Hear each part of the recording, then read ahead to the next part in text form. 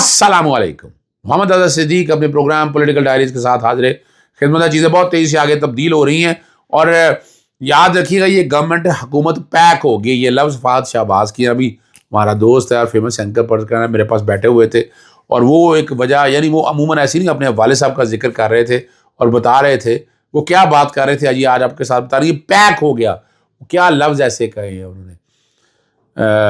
Political diaries programme 22 मार्च 2024 और जुमे का दिन है। और एक बात तो सामने रख दी, ख्वाजा आसिफ कह रहे मुझे धमकियाँ दी जा रही है। नहीं, खुदा रहमान बद बेवकूफ़ बनाए। साइफर में धमकी थी या साजिश थी? हुसैन हक्कानी, आसफा भुट्टो इलेक्शन लड़ेगी, कागजात नामजदगी मंजूर हो गए हैं। और सुब्रमण्यम जला को तौहीन अदालत का नोटिस क्यों हो गया? और आसफ अली जरदारी की तरफ से सदारती इस्तिस्ना की दरख्वास्त दायर हो गई। मोहसिन दावड़ की ज़मानत में 17 अप्रैल तक तोसी। और चेयरमैन तहरीक इंसाफ गौर डोनाल्ड रू के बयान पर रद्द अमल का गया।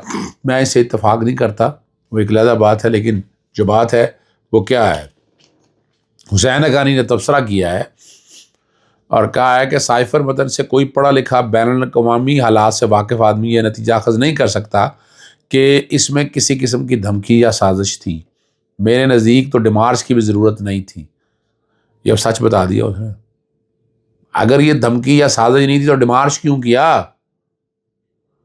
पाकिस्तान के लिए अमेरिकी पॉलिसी में किसी तब्दीली का कोई इम्कान नहीं। इस तरह पाकिस्तान के लिए कोई बड़ा इमदादी पैकेज कांग्रेस से मंजूर नहीं हुआ। जो पाकिस्तानी निज़ाद वोटर अमेरिका में है और जिन्हें इन इंतखाबात के बारे में और पाकिस्तान के हालात में बहुत तशवीश है, डोनाल्ड ने वो सारी बातें की जो किसी ज़िम्मेदार अमेरिकी ऑफिशियल को करनी चाहिए थी। यहाँ साथ ही मैं अरशद मजीद के बारे में गौहर चेयरमैन पाकिस्तान तहरीक इंसाफ ने कहा कि उनको वजाहत देनी चाहिए इस बयान की। देखिए, हमें अभी इन चीज़ों में जो केस हुआ है ना साइफर वाला, उसमें इतने फ्लॉज हैं, उसमें इमरान खान साहब बाइज़्ज़त बरी होते हैं। हम इस तरह की गुफ्तगू करेंगे और ये जो आज ख़ास तौर पर ये चीज़ें सारी आई हैं, ये इस तरफ ले जा रहे हैं कि इसको रिमांड की तरफ लेके जाएं। खुदारा रिमांड की तरफ नहीं जाना हमने। मैं फिर बताता चलूँ, मैं फिर क्लैरिटी के साथ दे दूँ बात कि ये सारी चीज़ें जब ये ट्रायल चल रहा है ये उसी वक्त क्यों हुई हैं? इसीलिए हुई हैं कि ये बात जो है ना, ये दब जाए यहाँ पर और ये रिमांड पे चली जाए कि जनाब सारी बातें हुलनी है हकायक का। भाई ये केस ही रिमांड का नहीं है, ये तो केस ही क्वैशमेंट का है, एक्विटल का केस है। तो इसलिए हमें एक्विटल की तरफ ही जाना चाहिए और उन्हीं चीज़ों को सामने, हमें बिल्कुल ऐसी कन्फ्यूजन में नहीं है। अरशद मजीद का जो भी बयान है वो अपनी तरफ बात है। जो कहना था कह दिया उन्होंने, अपना आज़म खान ने जो कहना था कह दिया, डोनाल्ड रू ने जो वजाहत देनी थी दे दी। लेकिन एक बात बड़ी बात है, जो हुसैन हक्कानी क्यों मिला था, ये बता दें कि नवाज शरीफ से क्यों मिला था हुसैन हक्कानी क्यों मिला था? ये रिकॉर्ड की चीज़ें हैं। और मैं बार बार ये कहता होता हूँ कि इमरान खान चाहता तो वो असेंबली तहलील कर सकते थे। इमरान खान साहब नहीं तहलील की, वो कौम के सामने रखा, ये सारा केस सामने रख दिया कि अमेरिकन पॉलिसीज़ क्या हैं, कि जो कहा गया वो जो उसके कंटेंट है, मैं क्या दोहराऊँ उसको, आप सब लोगों को पता है जो कंटेंट है उनके। और जो और मार्च से पहले कई लोगों ने जो कॉलम लिखे वो कॉलम रिकॉर्ड पे है। फिर कई सफ़ीरों का मिलना ये भी रिकॉर्ड के ऊपर है, बता दें या नहीं है। मैं कई जगह बैठता हूँ तो वो जो टीम तैयार की है नून लीग की, वो भाग जाती है, वो खड़ी नहीं हो सकती इन चीज़ों में। हकायक नहीं पता था, बड़े तैयार करके नोट्स बना के उन्हें दिए जाते हैं। क्या ठहरना है क्या उनके पास? है ही कुछ नहीं है। और वज़ीर दफ़ा जो है कहा मुझे धमकियाँ दी जा रही हैं। रिटायर्ड फौजी अफसर ने कोई तस्दीक हमें इस बात नहीं की। हमें ब्रीफिंग में उम्मीद दी गई थी कि कालादम टीटीपी के लोग वापस आएंगे तो मुल्क में अमन होगा। अब होने वाली शहादतें इस मीटिंग का शनाख्सा या तसलसल है। हमें जो दिलासे दिए गए थे वो गलत साबित हुए। कोई तो जवाब दे। जनरल फाजवा और जनरल फैज़ को रज़ाकाराना तौर पर पार्लियामेंट में आकर मौक़िफ़ वाज़ेह करना चाहिए। अब यहाँ से अंदाज़ा लगा लें, ठीक है ना जी। यानी जो बात अब कही जा रही है, जनरल फैज़ और जनरल बाजवा को बुलाना है कि आए। अब लफ्ज़ रज़ाकाराना तौर पर कैसे तलब किया जाए, अब कह रहे रज़ाकाराना तौर पर। यानी ये बात पे कुछ समझ आ रही है बात करी। तो इसलिए ध्यान रखें, ये लोग ऐसे नहीं है, ना इनके पास कुछ है, इनके पास कहने के लिए कुछ नहीं, करने के पास कुछ नहीं, सिर्फ बातें ही हैं। बातें ये करते रहेंगे, बातें होती रहेंगी, आप भी सुनते रहेंगे, हम भी सुनते रहेंगे। लेकिन याद रखिएगा, रहे नाम अल्लाह का। عمران خان کو گرانا ناممکن ہی نہیں، مشکل بھی ہے اب تو. کل بھی کھڑا تھا، آج بھی کھڑا ہے اور آئندہ بھی کھڑا رہے گا، یاد رکھیے گا. ٹھیک ہے نا جی. اور اگر آپ نے آگے جانا ہے تو آگے پھر سوچ کیا ہوگا. ہاں، اگلی جو سب سے اہم بات تھی کہ یہ گورنمنٹ پیک ہو گئی ہے. فاضل شہباز میرے ساتھ بیٹھے ہوئے تھے، فیمس اینکر پرسن، آپ کو پتہ ہے، پبلک نیوز پہ محسن نقوی کے بارے میں جو الفاظ کہے انہوں نے، جو باتیں انہوں نے اس وقت کہیں وہ ثابت ہوئی، اور بہت سی چیزیں چلتی رہیں. کچھ ماضی کے باتیں ہم دہرا رہے تھے ساتھ بیٹھے، تو ایک بات بڑی واضح، انہوں نے مجھ سے اس سوال پوچھا کہ گورنمنٹ، میں کہا یہ گورنمنٹ ختم ہو چکی ہے، نہ ان کے پاس معاشی پالیسی ہے، نہ اخلاقی پالیسی ہے، نہ خارجہ پالیسی ہے، نہ یہ قرضے ختم کر سکتے ہیں. تو یہ، اور عوام رو رہی ہے. اچھا، بڑی زبردست بات کی. ذکر کرتے ہوئے کہنے لگے میں نے، اب والد صاحب نے میرے سے پوچھا گورنمنٹ کیا ہے، تو میں نے کہا جی پیک ہو گیا ہے. تو انہوں نے پوچھا کیوں بیٹا، تم کیوں ایسا کہہ رہے ہو؟ کہتے میں رمضان بازار میں تھا، 2 لاکھ کی آبادی، اور وہ جو آٹے کا تھیلا دینا ہے 75 لوگوں کو روزانہ ملتا ہے. کتنا؟ 75 لوگوں کو صرف. اور وہ بڑے بڑے لوگ جو نون لیگ کیے ہیں وہ رو رہے تھے کہ تباہ کر دیا، ہم لوگوں کو کیسے برداشت کریں. یعنی وہ کارڈ ڈالتے ہیں، کارڈ ڈال کے آتا ہے ناٹ ایلیجیبل.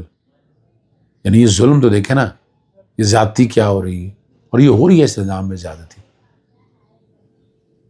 بددعائیں لگیں گی ایسے لوگوں کو، لگنی بھی چاہیے ایسے لوگوں کو بددعائیں، جو لوگوں کے ساتھ عزت نفس کے ساتھ کھیل رہے ہیں، جو لوگوں کی تباہی کے ذمہ دار ہیں. ان لوگوں کو تو اس طرح نہیں، معافی نہیں ہونی چاہیے. ان لوگوں کو کوئی معافی نہیں ہونی چاہیے. ان لوگوں نے جو زیادتی کی ہے نا، سزائیں زیادتی بھگتنی ہے. یہ سزائیں زیادتی بھگتیں گے تبھی انسان بنیں گے. تو یہ صرف 75 تھیلے، 2 لاکھ کی آبادی کے روزانہ کے 75 تھیلے، یہ ہے اوقات. کیا ہے کہیں گے. اچھی خبر ہے کہ بے نظیر بھٹو صاحبہ کی صاحبزادی جو ہے آصفہ بھٹو سیاسی میدان میں آگے آئے. 207 میں ضمنی انتخاب میں وہ حصہ لیں گی. آصف علی زرداری کے بعد جو سیٹ خالی ہوئی ہے، اور پہلی دفعہ الیکشن لڑنے جا رہی ہیں، اور کافی پرجوش دکھائی دے رہے ہیں. یاد رکھیے گا، آصفہ بھٹو میں عکس نظر آتا ہے ان کی والدہ صاحبہ کا، اور والدہ صاحبہ انہیں بہت پیار کرتی تھی.